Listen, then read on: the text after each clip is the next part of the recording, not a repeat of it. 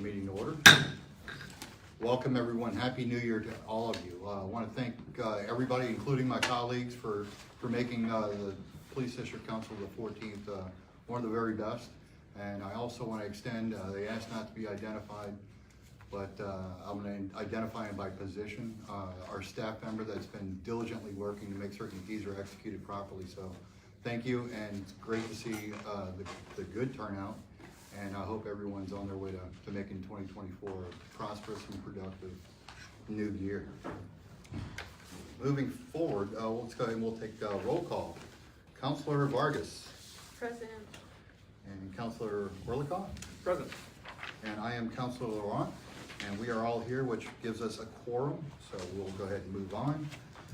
Okay, first and foremost, what we're going to do is we're going to open up to public comments. The rules regarding public comment, as it's posted on the agenda, which we have on the back table there if you don't have a copy with you. We're going to give 20 minutes total, but 2 minutes per speaker. This is more of a public address to where you're going to basically state your comment. It's not a question and answer, so to speak. We'll have time for open discussions, or if you'd like to ask one of us directly, feel free to do such after the meeting. Okay, that being said, do we have any public comments?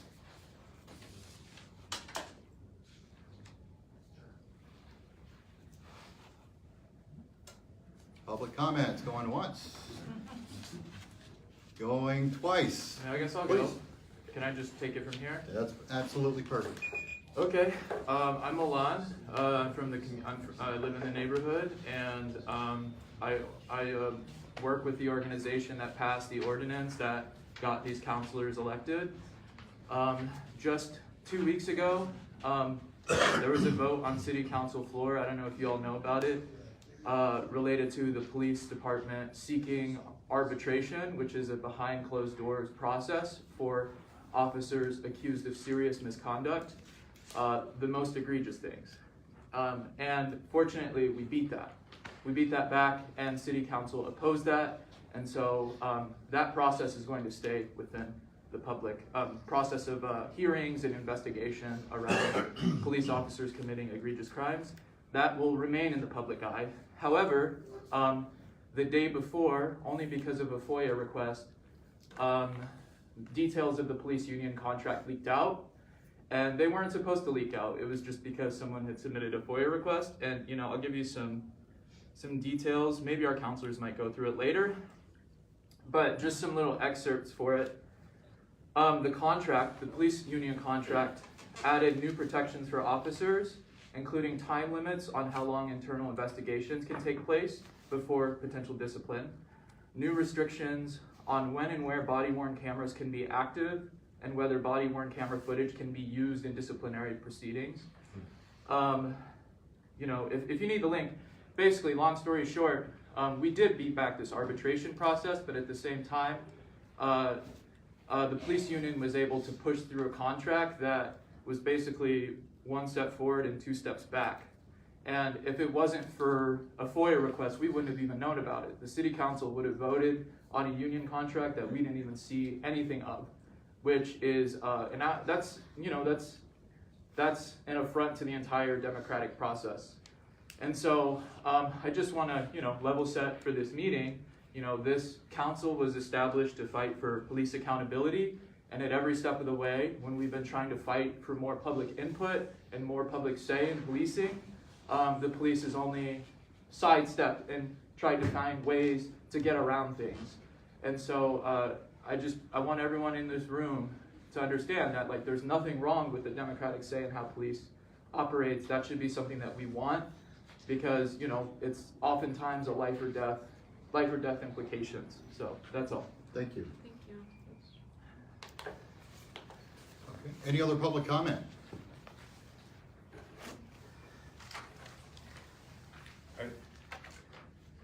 Please.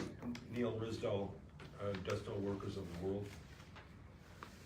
About 200 of us didn't get in to the city council meeting because it was packed. So we were down on the first floor raising hell for a couple of hours. Just an encouragement, if you don't make it into the second round that we're gonna have to deal with on this issue, and you're with a whole bunch of people down on the first floor, feel free to disrupt business as usual. Cause as much civil disturbance as possible. Thank you, Mr. Risdall. Any other public comments? All right, we're gonna go ahead and count that as closing out public comment. All right, next on our agenda is approval of minutes from the last meeting. We did circulate, as we're allowed to do, via email with staff and CC'd on that. We did circulate the November and December meetings because we were a little delinquent in our duties as far as getting them expedited. According to the Open Meetings Act, we have 2 months to have them approved, and then within 10 days of approval, they're published. So that being said, you wanna look at November, or were there any issues that we needed to contend with on there? Yeah, could we start with November? So unfortunately, I don't have a copy, I can pull it up on my phone, of the version that was circulated. I'd like to ask a clarifying question to our staff member. Sorry, are the November minutes currently posted online? I'm checking. Okay, thank you. We weren't sure if those were pre-approved already or not, but I have some amendments. No. Okay, cool. I gave a copy on your chair as well. In the public comment section, or I think there are a couple spelling corrections for the names, Jeff Tischhauser, Neil Risdall.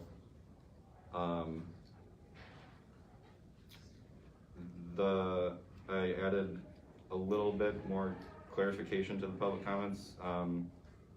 Adam Balling, I don't have the initial version, but spoke about the importance of investigating corruption and illegal activity by elected officials and their connections to members of law enforcement, is the addition. For Jeff Tischhauser, also additional context, it said, so yeah,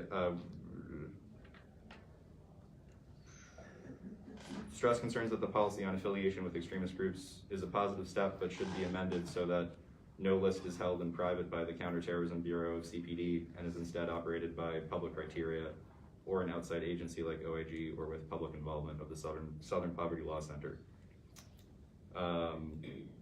Those were, he had specific. Do you have a copy of these digitally that you can share? Oh, this one's for you. I will share it digitally. Yes, I will share it digitally as well. To Neil Risdall's comments, echoing the concerns, added the context, the history of McCarthyism and the Red Squad. And then there was a missing comment from Nicholas Hernandez that I added from the recording. Okay. So those are the public comments, and then I have on the votes, but is there discussion for this portion? Do we have any objections as amended? No objections here. Okay, can I get a motion to pass the minutes as amended? Oh, should we go over the Oh, yeah, vote yeah, part? that's fine. Okay, sorry. I just wasn't sure if we were gonna talk about that. Okay, in the votes, I added the specific language of the 3 general directives that the Free to Move Coalition researched and is proposing. So just making it very specific to the actual request. Okay. That's it. Okay, any changes that you see? No. Okay, so can I get a motion to pass as amended? Motion to pass as amended? Pass the November minutes. Yes. So the motion on the floor is to pass the November meeting minutes as amended by Council Orlikoff. Can I get a second? Second. All right, all in favor, say aye. Aye. All opposed? Minutes are passed.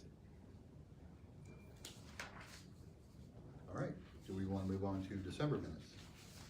Or- I have not had a chance to review those. Okay. Are there any copies available? I don't have any copies Okay. with me, unfortunately. They're still available for review. If November's not published, safe to assume that December is not as well. So, tell you what, give you 5 more days to look at the digital version and provide any feedback that you have. My goal is to have these wrapped up prior to the follow-on meeting. Being the fact that this is January, it would be very appropriate to have these approved and ready for the public's review after such. That being said, we're extending 5 days for the circulated minutes for edits and any kind of amendments that need to be made. Once those are approved, we will publish those and it'll be ready for public digestion. So, sorry, for clarity, is that by Thursday? So the way that the minutes approval process works, especially with the email circulation, the 3 of us, we're all included on the email, so no one's left out. Plus, we also involve the staff, so we're not violating any Open Meetings Act. The general rule of thumb that's been expressed previously is that once they're put out there, give everyone 5 days to go through it, make any amendments or changes as they do. Once the last edits are made, after 5 days have passed, then they're approved, and they go within 10 days of approval, they get published. So, But so by Thursday the 11th. Sorry, is that accurate? right. Well, we can extend it to Friday if you That's fine. if you need. Okay. Is that- Okay, that's fine. Friday's good. Okay, so that's the 13th? Friday the 12th. 12th. Okay, thank you. Okay, thank you. All right, so moving forward, okay, district council member updates. Let's hear how your holidays went and all the good things that you've been doing for the district council. Let's start with Council Orlikoff. Okay, we'll start the timer and try to not go forever. So first on arbitration, there was a public comment. We did have a victory, and it was hard fought, including members of this community. We needed 30 votes in city council, and we got 33, including every alderperson representing the 14th district. And that was an important win. Unfortunately, the arbitration is still, the battle is still ongoing. It will go to a second round of voting in city council before probably going to courts. So we will have to vote again, and it may be important to rally in the same way to make sure that all 4 alder people here at least are still, committed to voting in the same way. There's additional, if you would like to see what the 41 district councilors, the letter we signed about police arbitration, that's available on the table, as well as the comparison between the police board and arbitration by the president of the police board. That's all for arbitration. Other things. Last year, we had our first annual meeting of the district councils, and at that meeting, we presented what were the 5 most agreed upon priorities that we sent as a letter to the Community Commission for Public Safety and Accountability. The commission, we'll hear more about them later, but they're a 7-member body representing all of the city that has sort of more, they're sort of a level above us. We help, Ashley will nominate them, and we need people to apply starting Monday, but they get feedback from the district council about what's needed in the community, and they have more power to act on that. So the letter I referred to before we started is available there on the table as well, including the 5 priorities. I'll say just a quick thing about that. I'm not going to read it all, but the as far as things that we did in this 14th District Council in 2023, there were 2 resolutions that we passed by vote here calling for action from the commission. One of those was to publicly list 911 call response time in a searchable manner, and the other was to end the pretextual traffic stops. So neither of those, I did propose those, and neither is specifically listed as its own criteria. However, or as its own priority, I should say. However, they are somewhat contained within one of the points here that was passed. And that would be the second point, set a goal for Superintendent Snelling to reduce 911 response times in an equitable manner. And there are a couple of paragraphs expanding on that somewhat. Available data shows that officer response times to priority 911 calls lag behind the times in other major cities. Even more concerning, the response times varied widely from district to district, with particularly prolonged response times in Black and brown communities. As President Driver stated in his cover letter to the 2024 report on the CPD budget, your zip code should not determine your worthiness when you call for help. District council members call for the commission to set a goal for the superintendent on improving response times using an evidence-based and community-informed approach that prioritizes data transparency, community input, and efficacious resource allocation. Beyond setting this goal, the commission should consider holding a hearing on the issue of response times, look into policy opportunities, and take other steps to work with the district councils to generate comments from constituents across the city. The ultimate goal is to achieve citywide improvements in response times, particularly in neighborhoods facing disproportionately delayed police responses. So the part about prioritizing data transparency can relate to the 911 call reporting. Community input and efficacious resource allocation can relate to the traffic stop issue. So it's not specifically named, but it's within that second goal. I don't think that unless people demand it of us, I'm not planning to read through all of it, but it is available, and if you have questions or anything, we can discuss that more. That's all for now on our annual priorities and last year. Moving on. 1 second, please. There's also information on applying to the commission, but I think that Councilor Vargas is going to handle that. So a couple committee updates. And I've called them committees, but they do not have delegated powers or authority. Essentially, they're more like working groups because it's just for discussions outside of public comments in order to get more feedback and be available for different types of conversations. So the Restorative Justice or Alternative Responses and Safety Solutions Community Committee is temporarily suspending regular meetings due to capacity, and everyone is instead encouraged to attend these monthly meetings of the council, and also we will start communicating through email about different activities that individuals or groups might be part of and want to spread the word around. So you can always let me know if you're interested in trying to get involved with that group. The other community committee for police accountability has met consistently, did meet again. The three things that were discussed include reforming the CAPS beat meetings to be more responsive, meaningful, and accessible. And also the agenda for the new sector meetings, which are happening now in 2024, which are for combined beats.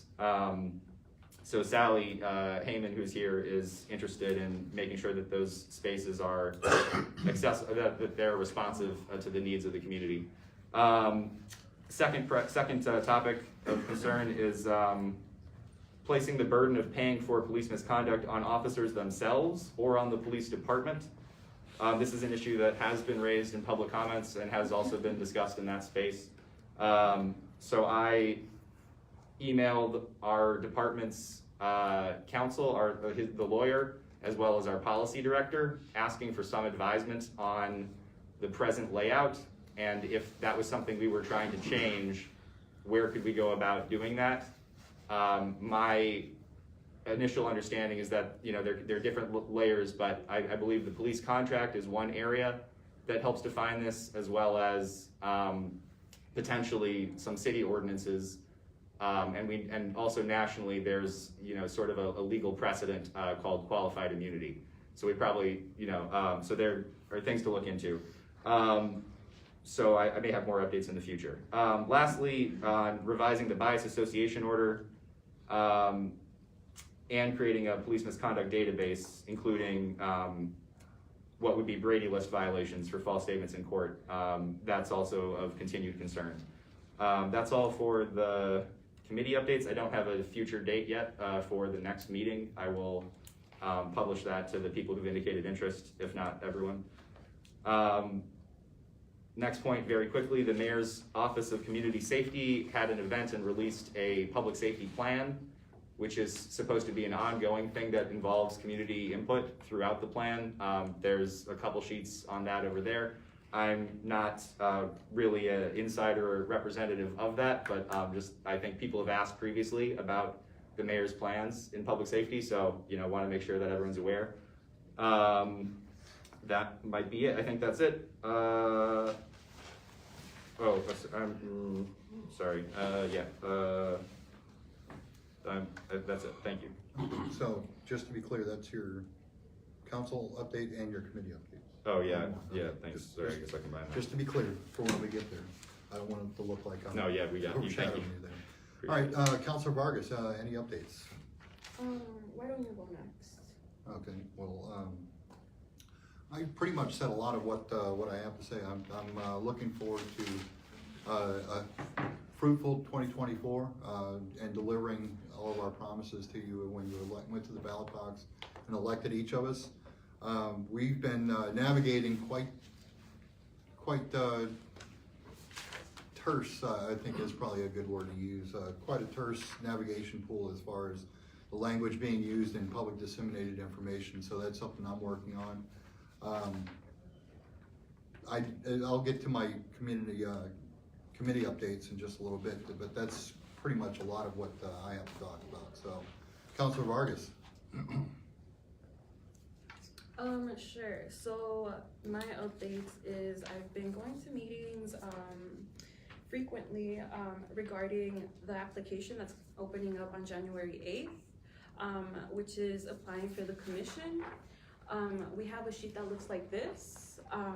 Their responsibility is a lot. So that includes studying police department policies and also reviewing the police budget. If you all know of anybody who is a leader in the community and who may qualify for this position, please encourage them to apply. It opens January 8th and it closes February 7th. If you know of any youth, I think that's where we're having, where we need a little more help in finding qualified applicants. So please send people this information so they can stay on a 7-member council citywide to change police policy. Another update is regarding police accountability. So as you all know, there's been incidents where police show up to a volunteer's home when there were migrants staying at the police station, and they show up to a home with very large guns. When I met with the migrant, we filed a COPA complaint, and then after filing that COPA complaint, a few weeks later, she received a pretty menacing call from the 14th Police District, is her suspicion, saying things like, as an immigrant, you shouldn't be looking for issues here, and pushing her to get rid of the COPA complaint. So then I met with a CCPSA lawyer, and we met with the asylum seekers at hand, and we pushed this to be investigated by the Inspector General, because they're always sending COPA complaints to BIA, which is Internal Affairs.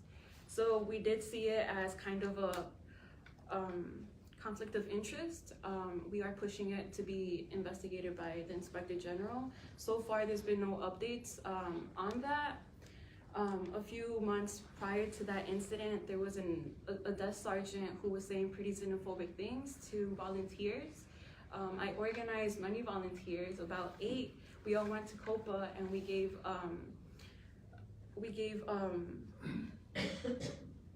kind of a joint, what would it be called? Testimony? Yes, a joint testimony regarding the sergeant, because we all had the same experience with her. Regarding that's no forward movement is still sitting with COPA. It's been nearly 6 months. So those are my updates. If you all have any ideas regarding what we can do around police accountability when it comes to no forward movement, when we do try to hold them accountable to serve and protect, I'd be willing to sit down and chat. What is COPA? COPA is, they investigate the police, and that's their main avenue. COPA is an acronym that stands for Civilian Office of Police Accountability. Yeah. So it's an independent investigative authority.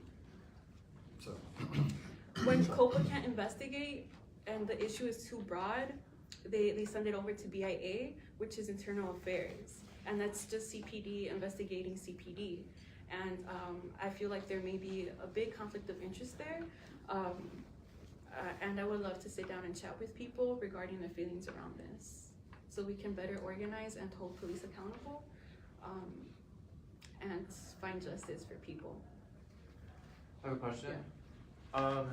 For the first thing you mentioned, that's sitting in Bureau of Internal Affairs, or the Office of Inspector General, right? Is that what you said? It's still in BIA, but myself and the CCPSA lawyer, we're advocating for this to be inspected by the Inspector General. Do people in this room know what Bureau of Internal Affairs is? It's just basically the police investigating themselves, which, yeah. So, yeah, I would be interested also in hearing what you think we should do as our leader. I'm pushing this. I think that we should all advocate for this to be inspected by the Inspector General, because I do find it to be a conflict of interest when CPD investigates CPD. I've already went through that. That same sergeant that I organized volunteers to go and give that testimony, she used a dog to intimidate a 15-year-old boy. It was sent over to to BIA, and when it was sent over to BIA, they required a signature to move forward with investigation, because they didn't want to provide that signature for their own safety, for retaliation, fear of retaliation, which we have seen that it happens, right? Because this migrant got a menacing call from the 14th district. But she didn't want to give that signature, so her boy went intimidated by this dog, and there was no justice because BIA requires a signature. Is there a comment? Oh yeah, sorry. Just to clarify, in your view then, would internal affairs always be a conflict of interest? BIA, Or what distinguishes this situation? yeah. This situation is it's distinguishing because I'm a part of it, and I'm going through the process, and I'm learning how hard it is to find accountability and justice. And that's what's different about this. But I do see it to be a conflict of interest in general. Would you support the deconstruction of BIA and reassigning those officers to the streets on patrol? I would support I would support an external body investigate these crimes made by police, and That then exists already as the IG? sorry, Does that exist already in the role of the IG? of the Inspector General. It should, but it's really hard to push. It's really hard to push these situations to be investigated by them because they always send it to BIA, and they find it. But if there's no BIA and it gets deconstructed, right? We can build a new system, and that's what the point of this is. This is a new system, and the entire nation, right? So we are experimenting, we are exploring, and that's why this is very important. Wonderful.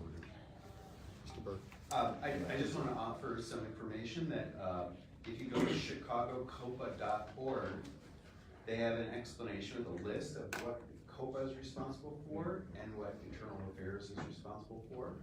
And so you can see if that seems sensible to you, or if you think that Internal Affairs is investigating things that they shouldn't be investigating. And Thanks for that comment, but I would like to bring someone from COPA to come in and further explain the process so we can better understand it together. Yeah, or someone from BIA as well. Maybe both of them the same day. You have a question for Councilor Vargas? Mr. Rizdal? I have a comment and a suggestion. Okay. Sure. The day before we went to city council around that issue of behind closed doors arbitration, and we won the first round, there was a particularly boneheaded board representative that we confronted the day before. We had a press conference there. I forgot the board representative's name. What was the name?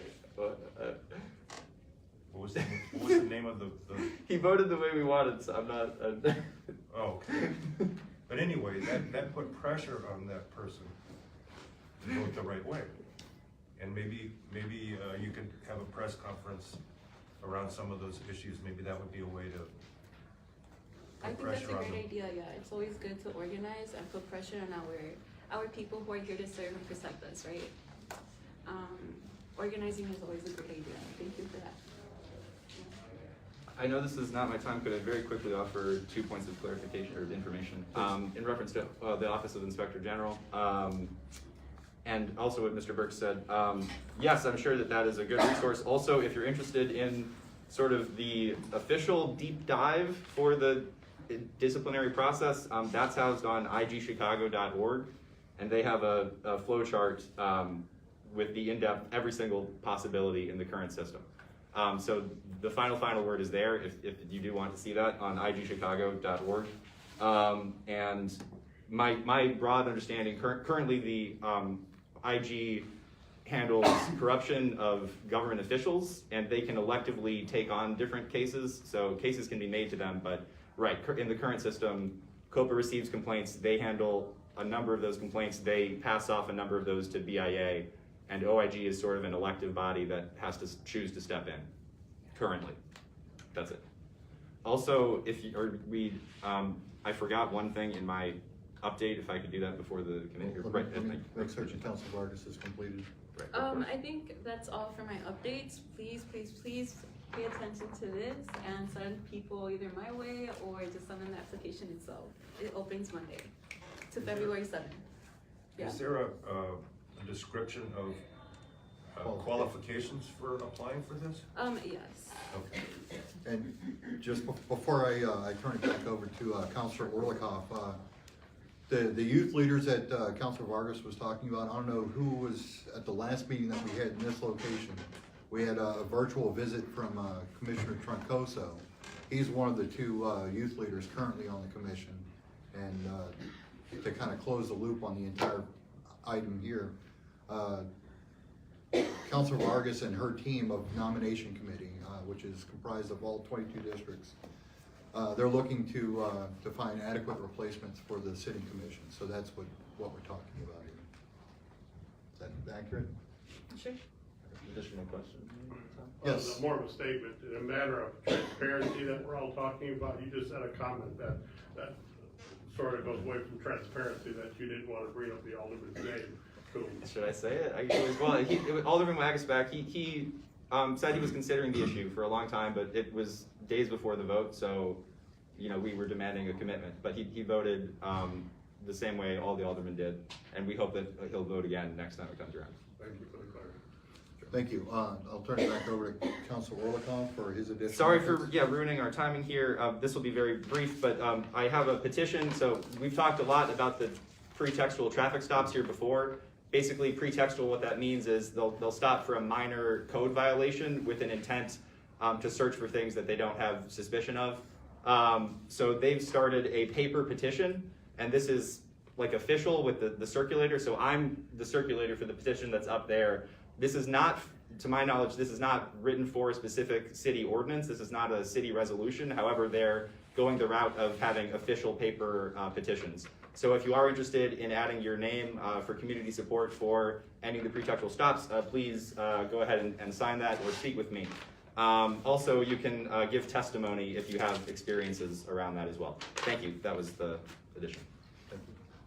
All right, moving forward, let's get into our discussions. I know that you talked a little bit about police arbitration. Are there any other items that you'd like to address on that? No, thank you. I guess I covered that. We don't have a date yet on which, so to summarize, well, okay, yeah. Police arbitration,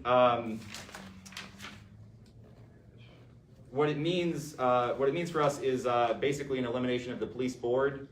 If an officer is suspected or found to have committed egregious misconduct that might result in them being suspended for over a year or fired, currently that's handled by the police board, which is essentially their day in court to have representation and defense and present on evidence.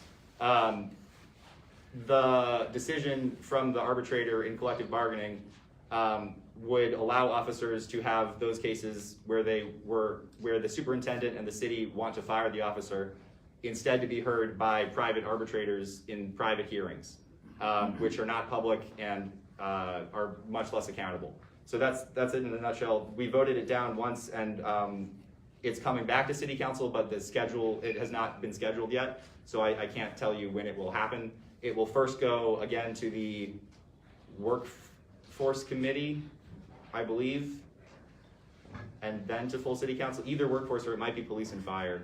I'm not 100% sure. So essentially, no further information on that. Let me know if you have questions or want to get involved.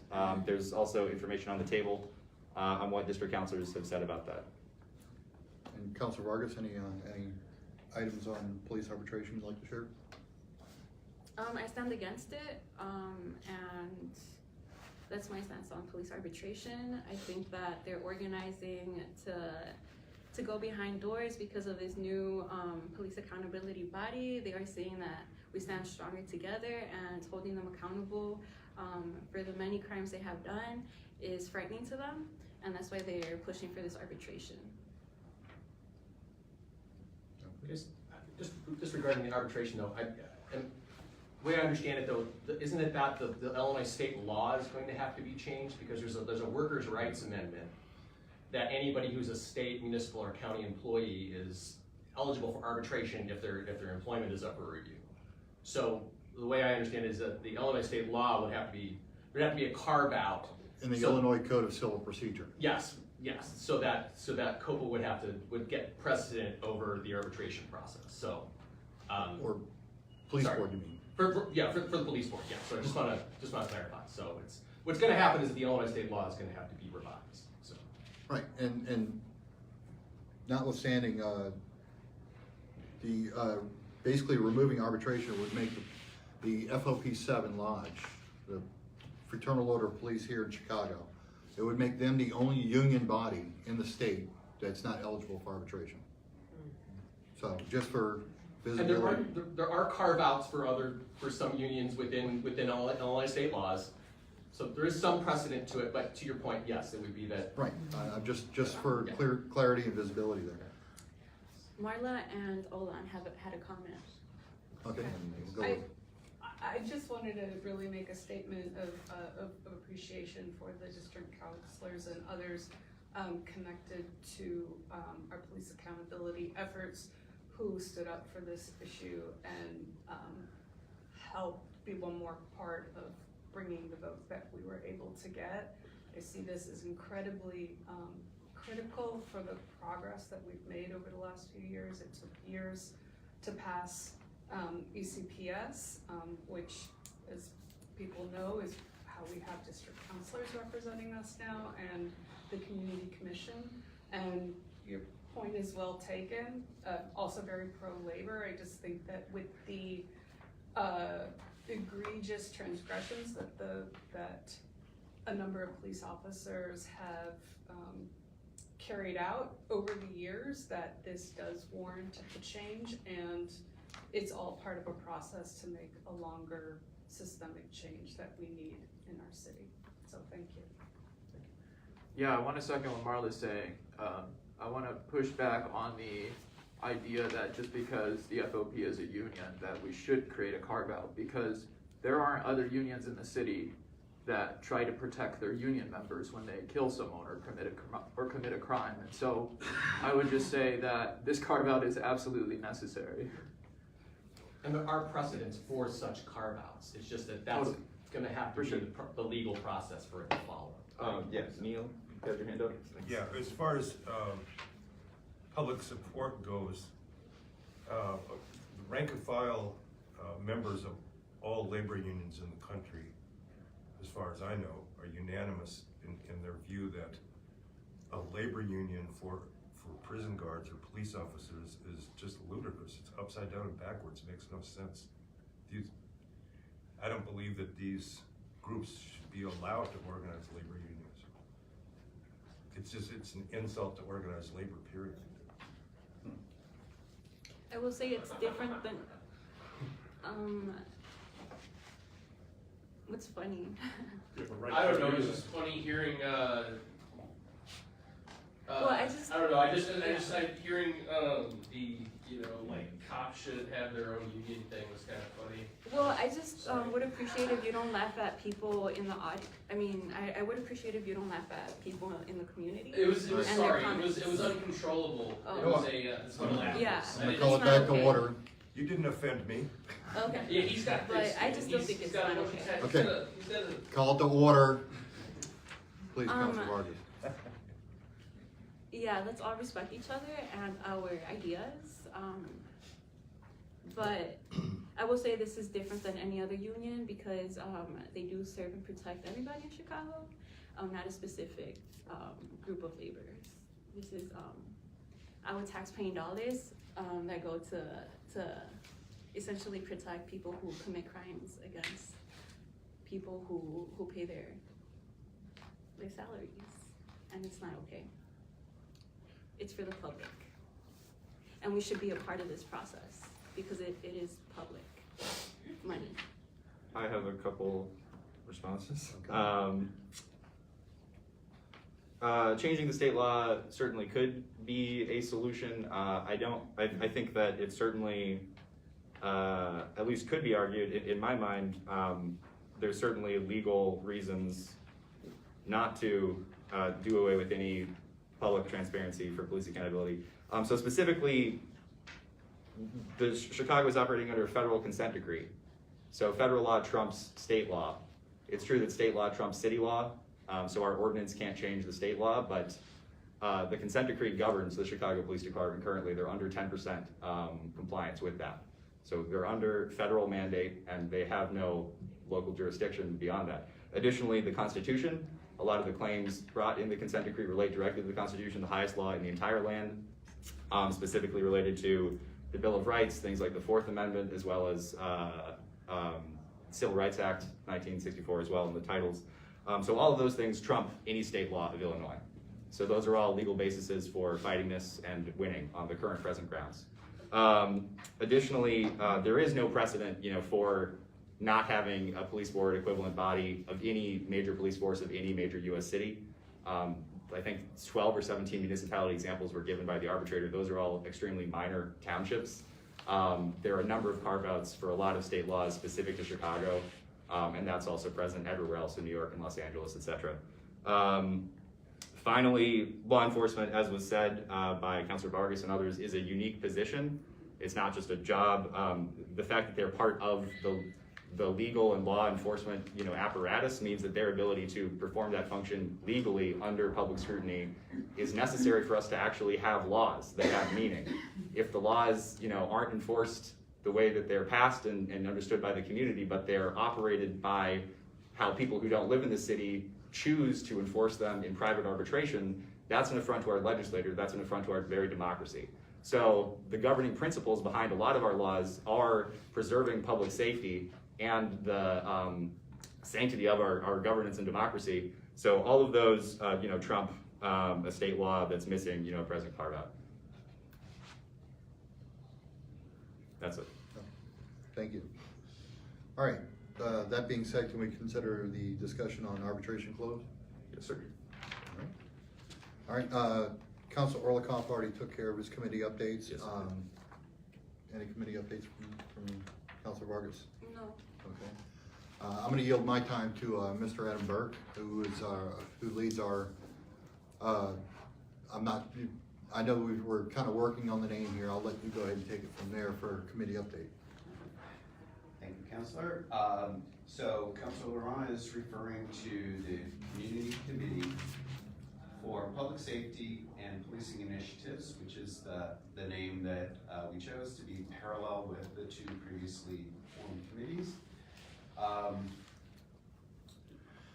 Recapping, we had a previous meeting just before the December meeting where we agreed to request a meeting with the commander of the 14th District. We did have that meeting the day after Christmas, and so unfortunately Councilor Laurent was unable to attend, although he was planned to attend.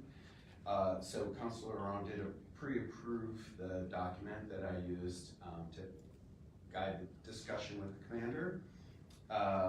We had that meeting, and then in the meeting just previous to this one, we reviewed the results of that discussion session, including the commander's comments on what she thought was sensible or worthwhile to follow.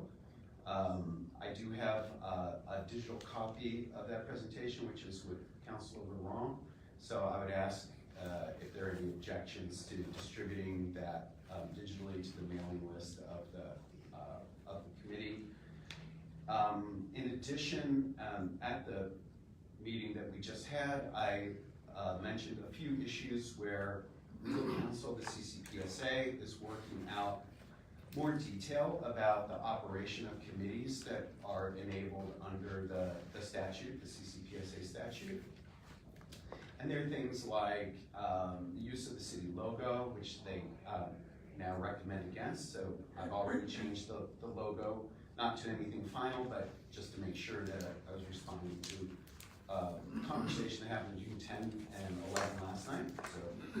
So we also wanted to clarify, and I made that point at the beginning of the meeting, that the committee's only role is to collect community perspective and to provide advice and support to the formerly enabled CCPSA. So the committee itself has no power, no authority of any kind, no budget.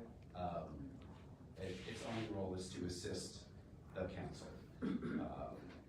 And so I want to make sure that that was clear to everybody, as it was previously to me as well. And then the last thing was, as a next step, we proposed at the meeting to have our next committee meeting immediately before the March meeting of the CCPSA District Council, whenever you announce that. Thank you. All right, thank you, Mr. Burke. We're gonna go ahead and keep moving forward with our agenda here. It looks like we're making some good time, and I'd like to keep it that way. We've got awesome weather to deal with. All right, let's talk about this upcoming meeting schedule. I know it's been brought to my attention from the staff that we'd like to project out for the year what our meeting locations look like. However, that creates a little bit of an issue, and I'm open to discussion with my colleagues here. Because essentially what we like to do is we like to make certain that they're accessible, publicly accessible, and that they're safe. So anything that provides a hazard that anybody can walk into, we don't want anybody to get hurt. But we want everybody to participate in this ground level version of government here. What we've done thus far has been utilizing Chicago Public Library, as you can see here today, and we like to continue that trend. Part of the issue here, and I'll let Councilor Orlikoff elaborate a little bit, because he could probably put it together better than I could, about the challenges with scheduling with the libraries. Sure. There's an online feature to reserve rooms, including this room, and there's a limit in how far in advance you can go, which is maybe under 90 days. So for the next 2 months, this room is reserved by another group that I have no knowledge of, and this is one of our favorite locations, but unfortunately, through this, through the typical means, I won't be able to reserve it in advance for a full yearly schedule. I will try to speak after this meeting with some library staff and see if that is possible. Our next 2 meetings, we have the Humboldt Park location reserved.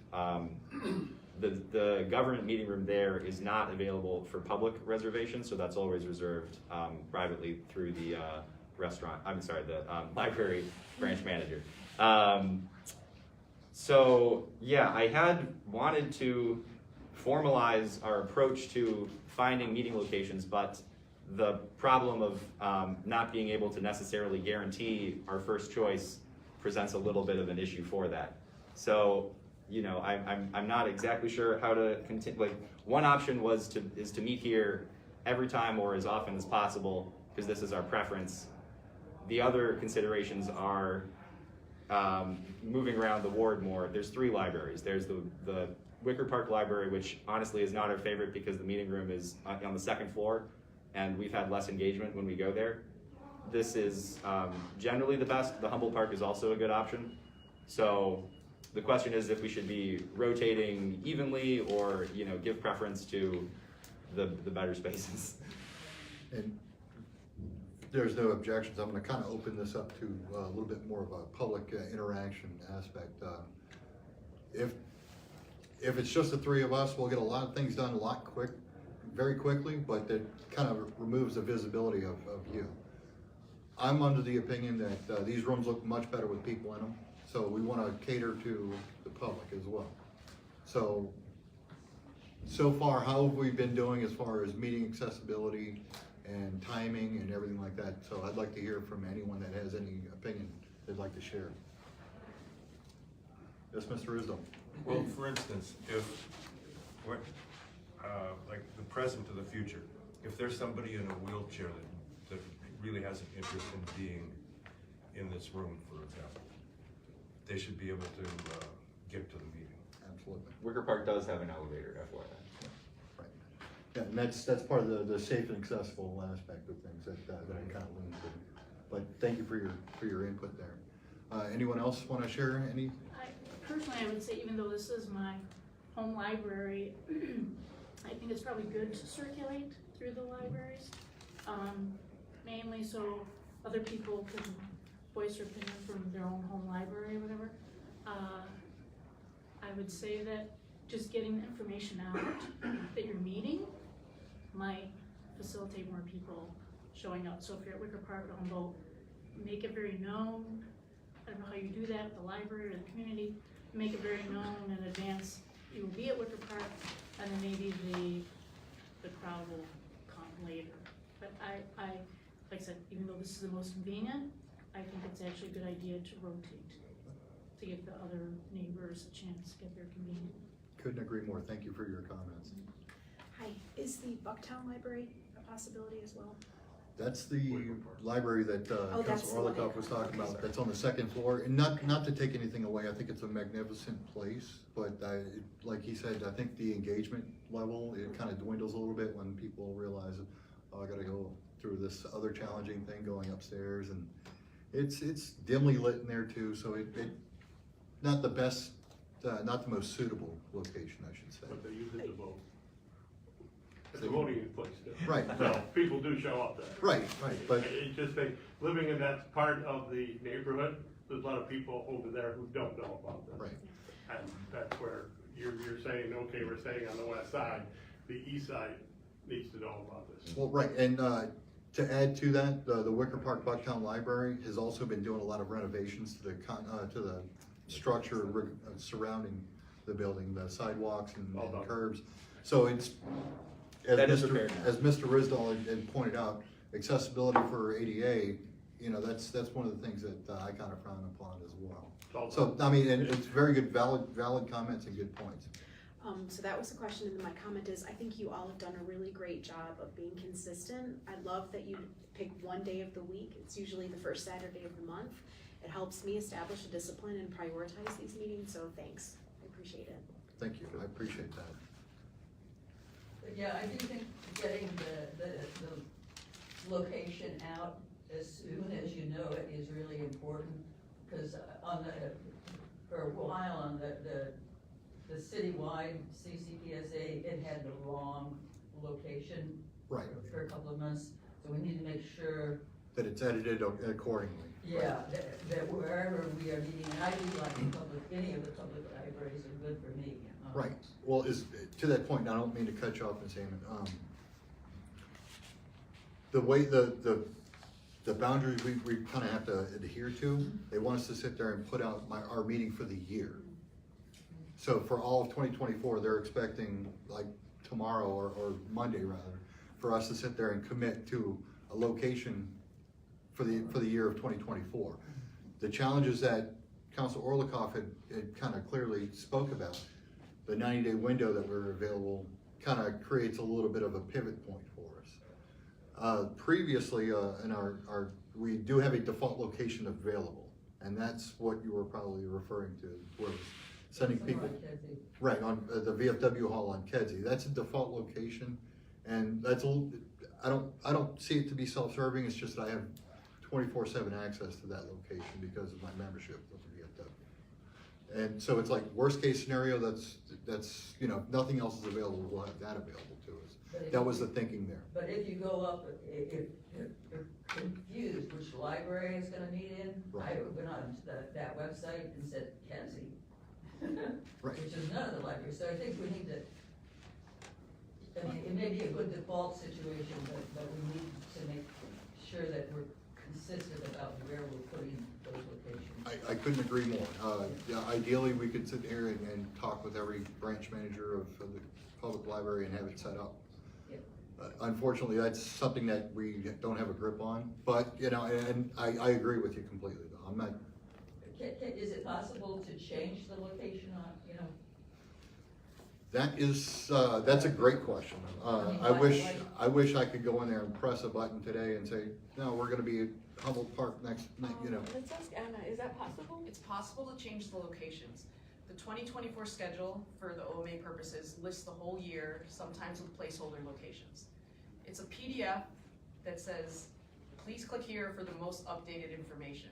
The updated 48-hour notices that go up 48 hours before are the most accurate thing.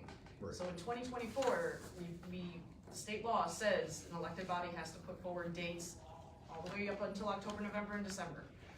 In January, those locations are hard to get, and it is a challenge to update all the things that we have to update.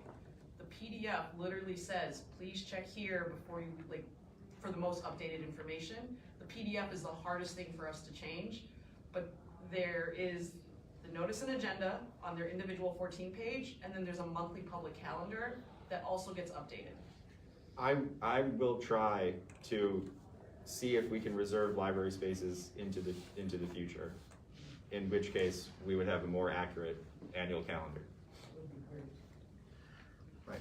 What are the months that you guys need to figure out for this specific library? Because for the first next 2 months, it's booked, but we're not having a meeting here for the next 2 months We're- because of, Just to echo that, Humboldt Park Library is gonna be our next 2 meetings. okay. So you have 3 months to get this space again for April. Right. Okay, we can do that, okay. Thank you. All right. Mr. Burke? So just throwing in my support, I think that libraries are excellent for all sorts of good reasons, and it's happens to be a city property. And so my suggestion would be that we put down the aspirational locations for the full year, which would be these library locations. And if we can't secure them, then to update the location within 60 days of the meeting so that people have a chance to adjust their plans, but, just as you indicated. If we can get the yeah. libraries 90 days in advance, then that still gives 60 days notice. To be fair, and I wanna make certain I'm capturing the spirit properly. And so basically, you want as much advance notice as possible, even if I say, hey, in November, we're gonna be meeting here, like, don't take that as gospel. But, It can always be changed within 48 Right, hours. and right, that so, but doesn't- you'd much rather know when November's meeting is happening, you know, Let's- today than let's to say find out. alternate between these two libraries, and Understood. if it changes, okay, we'll have 60 days notice at least. All right, and part of my resolution is to get better at everything I do. And this is actually very constructive criticism that I'm gonna put forth the effort. If, sensing we're maybe approaching a wrap up, I'd like to, so we had some definite takeaways, as you're, like, the libraries are good, and you want it to be, right, stated, and also you want better outreach around it, I also wrote down, including into all the neighborhoods, east side as well. The one open question that I still have, I guess, you know, is the understanding that everyone here wants us to equally rotate, or is it okay to have fewer meetings at the locations that seem to offer less ease of use? We could still go there sometimes, or is what the message we're getting to rotate as evenly as possible, or just to make sure that we have some representation? Personally, I think a little more consistency is actually better for everybody. So if there is one location, Wicker Park, that we think is worse than the other two, maybe instead of having 1/3 of the meetings there, we could just have 1/4 of the meetings there and prioritize these other two locations. Thank you, Mr. Okay. I would disagree with that, because I think since this is a new thing, I don't think everybody knows about it. So I think the more you rotate, the more people will, from the other neighborhoods will get on board, hopefully.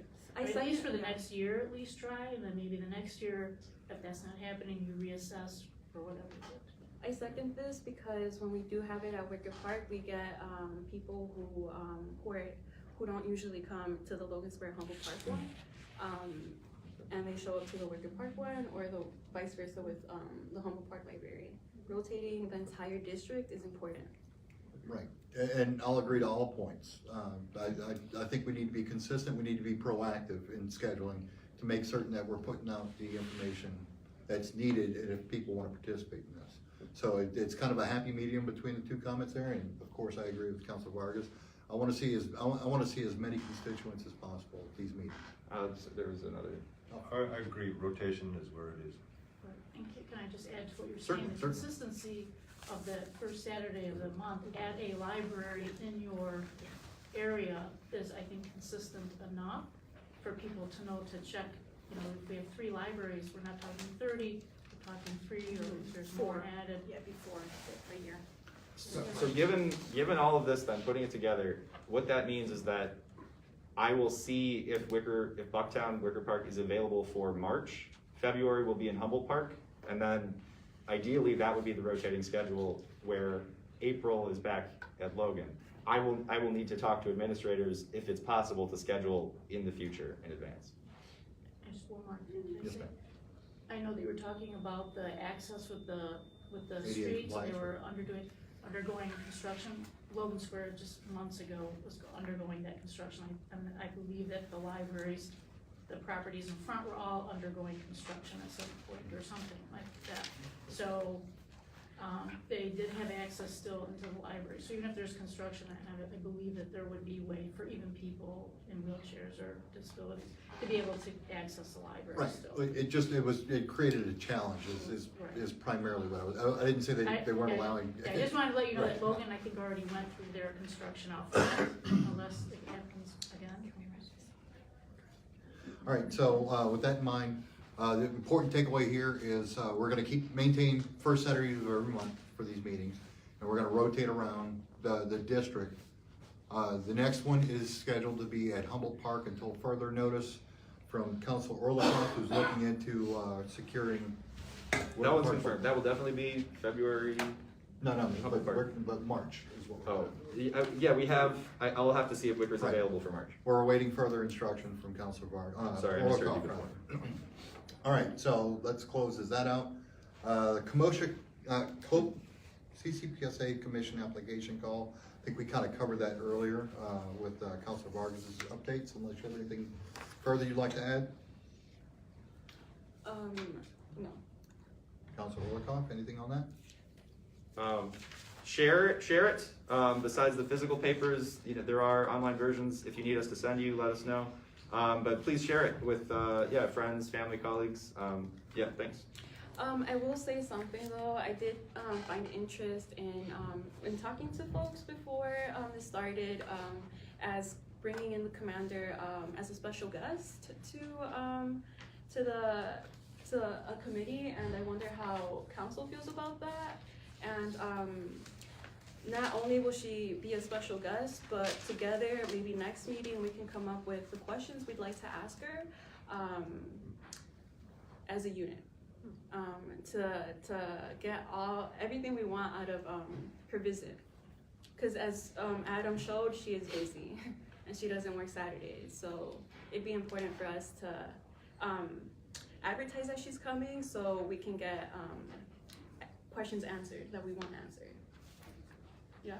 I think that's a great idea, but I would recommend, based on other meetings that I've been to where the alders and the police have been present, initially they didn't want to do a public comment, and I think it was through great protest from the audience that they said you can't hold a town hall.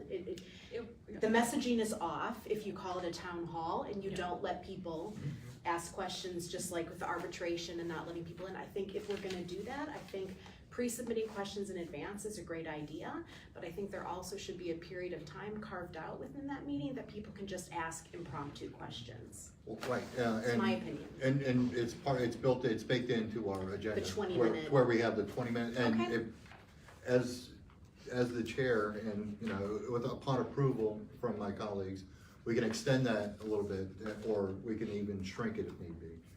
Could I ask So- a clarifying question Yeah. about Councilor Vargas? Sorry about what you Yeah. were stating. So were you saying at our February meeting, we would discuss questions to raise for the commander, inviting the commander to come to our March 14th District Council meeting, or were you talking about setting up a separate meeting? Well, I wanted to bring it up to council to see how they feel about it, to have her as a Yeah. special guest. But here in March, right? Would March be good? I don't know. Sure. Well, we can definitely work out the kinks in there and smooth it out. But it wouldn't be, frequent or anything. It would be a special guest. Sounds good. Well, if you're, I mean, I don't And we think can it's- come up, maybe in February, we can come up with questions to ask her. And maybe, if the public wants, like, to say anything about this, I'm very open to inviting her or not inviting her. Cool. So, okay, so with that being said, we're gonna go ahead and put on next month's agenda, that we're gonna have a official vote to make her a distinguished visitor. Yes, ma'am. I just heard that you might do the Wicker Park in March and that's a less ideal location. Do you wanna invite the commander on a date with that you're at a less ideal location? It's not a less ideal location, part of our 14th district. Well, Yeah. well, Yeah, that, you bring up a good point, and it's not so much that it's a less ideal, it doesn't work as well for the full body of the community, in my opinion. I have no opinion, I just. Right, no, I mean, and I, you know, a little bit of backstory about our commander. She's relatively new to our district. Since we've been holding these meetings, she's moved in to our district as the commander. So I think that, you know, it'd be a good outreach event for her as well. But of course, you know, as far as approving her to come as a distinguished guest for one of the meetings, that's something that we would put up to a vote, to where, as Councilor Vargas had mentioned, that, you know, based upon approval, it sounds a lot like we need to vote on that. So we'll put that on the agenda as an agenda item to discuss and to vote on. I think the important agenda item is a discussion for the content of that Right. meeting as well. Right. Yeah. As far as whether the votes, I'm not sure if the vote is necessary or not. If we set that she'll be on the agenda, but I'm not, we can have the vote, that's fine. But as long as we also discuss the content for that meeting. No, I mean, that's why I'm trying to front load it as wholesale for our next meeting. That's what we're gonna start focusing on, our interaction with the commander. Make certain that, that everybody's is gonna be comfortable with her being there, and that, we are gonna make a valued time investment for her. That's what we're looking at doing in our next discussion for next month. All right? So, Okay. All right, so, last item that I have, and a little bit of question when we put it on the agenda. The Office of Inspector General has put out 2 publications. I have these 2 copies. Anyone that wants to steal them from me, you're more than welcome. I've got them digital. I can share them with you via the email mailing list as well. But these are some proposed projects. One is the Public Safety Outlook on Police Oversight and Accountability, and the other is the Audit and Program Review of the 2024 draft plan. I can't really say that it's as extensive as War and Peace on each one of these, or but a little bit more visibility and oversight as far as to how the Office of Inspector General operates and what their budget's used to. So anyone that's interested in that, like I said, you can steal one of these from me, and I can share them via digital email. All right, any comments on that? All right. Thank you. Thank you. All right, and our next item would be votes, but we have no votes scheduled for today. So we're gonna go ahead and move on to our next meeting is going to be at Humboldt Park. Sir. And February 3rd. February 3, thank you very much. And that's gonna be at 1 p.m. as usual. Can I get a motion to close the meeting? Motion to close the meeting. Can I get a second? Second. Adjourned. Thank you. Thank you very much, everyone. Happy New Year once again. Do